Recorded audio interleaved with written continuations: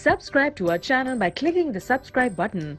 Click the bell button and enjoy the latest uploads from our channel. 10 truly disgusting facts about ancient Greek life. The Greeks were philosophers. They were the fathers of democracy, men of a more civilized time who lived lives of meaning in the pursuit of truth. On paper, anyway, everyday life, though, was less glamorous than the few shining moments that made their way into history. Real life in ancient Greece was difficult, dirty, and often truly disgusting. Number 10. Your doctor would taste your earwax. When you visited a doctor in ancient Greece, you could pretty much count on him reaching into your ear and taking a little nibble of your earwax. That was how your doctor got a diagnosis. He'd taste your bodily fluids. Of course, doctors had more diagnostic tricks than just tasting people's earwax. The doctor would choose the test depending on the symptoms. For example, a doctor might run his fingers through your phlegm or lick your vomit to see how sweet it was. All this started with Hippocrates, the man behind the Hippocratic Oath. He believed that the body was a collection of fluids and that each bodily fluid had a specific taste. Greek doctors were taught what those bodily fluids should taste like so they could know if something was wrong. According to Hippocratic medicine, urine was supposed to taste like fig juice. So if you felt a little under the weather, your doctor would take a little sip, and if your urine wasn't tart enough, he knew there was a problem. Number 9. People wiped themselves with stones. Toilet paper didn't make its way to Europe until the 16th century. Before then, people had to find their own ways to clean up. Like the Romans, the Greeks would sometimes clean themselves with a sponge attached to a stick, but not every Greek was so lucky. More often, the Greeks would clean themselves with stones. They kept a pile of pebbles at their lavatories and grated hard stone against their bodies to clean up. Apparently, these were hard to come by. The Greeks had a saying to encourage a little frugality in the bathroom: 3 stones are enough to wipe. Other times, they'd take broken shards of ceramic pots and scrape themselves clean with that. Particularly vengeful Greeks might etch their enemies' names onto a piece of pottery, shatter it, and use it to wipe their own butts.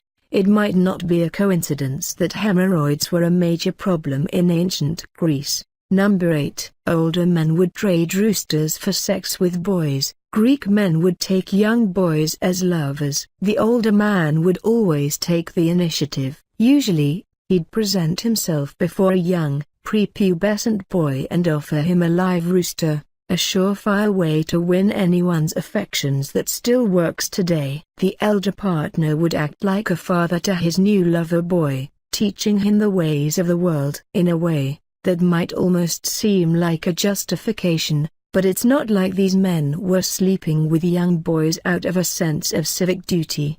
The men wouldn't pick the boys who most needed instruction. They'd pick the best-looking ones they could find. The boy would be the older man's constant companion, until the boy started to grow facial hair. Once a boy could grow hair on his face, the older man viewed the boy as getting on in years and booted him out. When he grew a beard, the boy became a man.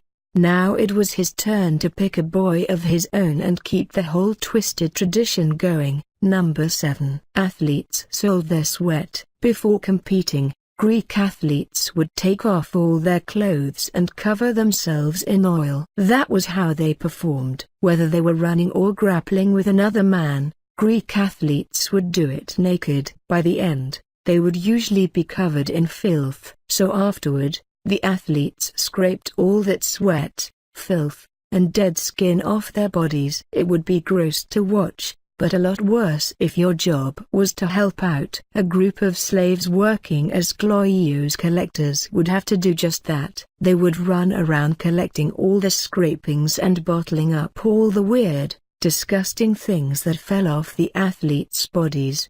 These scrapings would then be sold as medicine. People would rub the sweat of athletes on their skin. They believed that it calmed aches and pains, which it probably didn't do particularly well. If nothing else, though, the Greek people, after rubbing sweat and dirt on their skin, got to smell like an Olympian. Number 6. Women's illnesses were treated in the filthiest ways possible. The Greeks believed that women had a unique susceptibility to the impure, disgusting things, they believed, affected women in a way that they did not affect men. That didn't just mean that women were more easily grossed out. This was an idea that became part of their medicine. When a woman had a disease, the Greeks believed that there was no better treatment than disgusting filth. A woman suffering from a discharge, for example, would drink a mix of roast mule excrement and wine. If she had a miscarriage,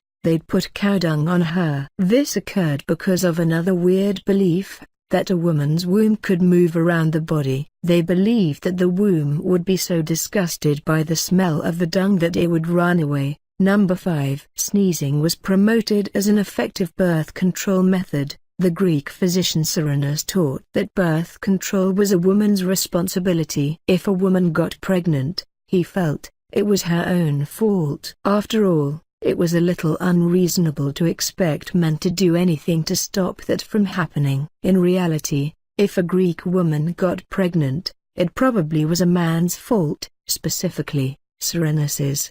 He told women that they could just sneeze instead of using contraceptives. After making love, Cyrenius told women that they just needed to squat, sneeze, and rinse and they wouldn't get pregnant. Obviously, it didn't work. Cyrenius had a few backup ideas, though. He also suggested rubbing honey or cedar resin on your genitals before making love, which, if nothing else, probably discouraged people from having sex in the first place. Number 4. Slaves had to wear chastity belts. The Greeks didn't want their slaves to waste their time making love under the stars. If you were a slave in ancient Greece, there was a decent chance your owner would make you wear a chastity belt just to make sure. Greek slaves would often have to endure something called infibulation. That meant that a metal ring would be wrapped around their genitals. It would seal them shut tightly enough that even getting excited would be painful,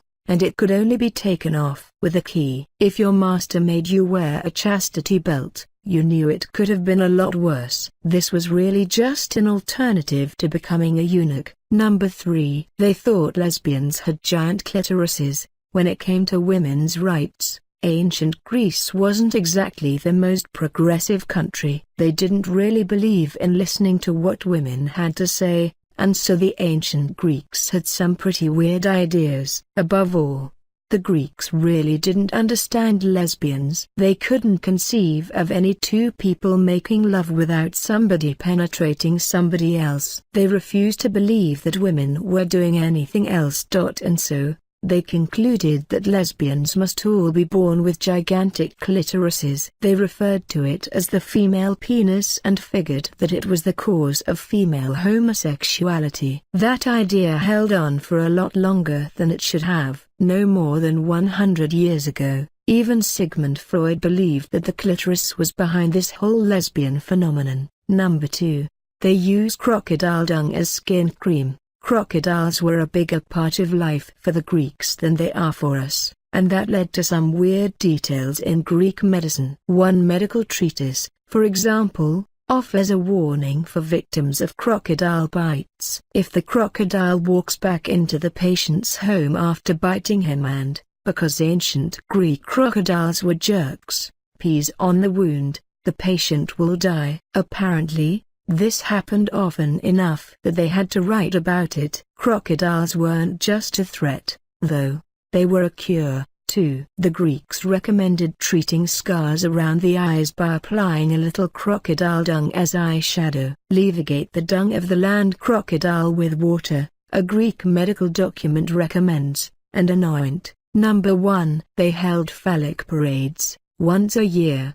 The roads of Athens would be alive with penises. Men and women would march down the streets, holding gigantic phalli proudly above their heads as a tribute to their god. This was an integral part of a Dionysian celebration, a festival held in honor of the god of wine. Dionysus's followers would get drunk out of their minds and lead a phallic procession to the temple, singing songs about penises and yelling rude jokes at people as they went. According to Aristotle, phallic processions were the birthplace of comedic theater. He claimed that people adapted the jokes they'd yell during the parades into full stage plays. If Aristotle's right, all comedy began with Greeks carrying gigantic cartoon dicks.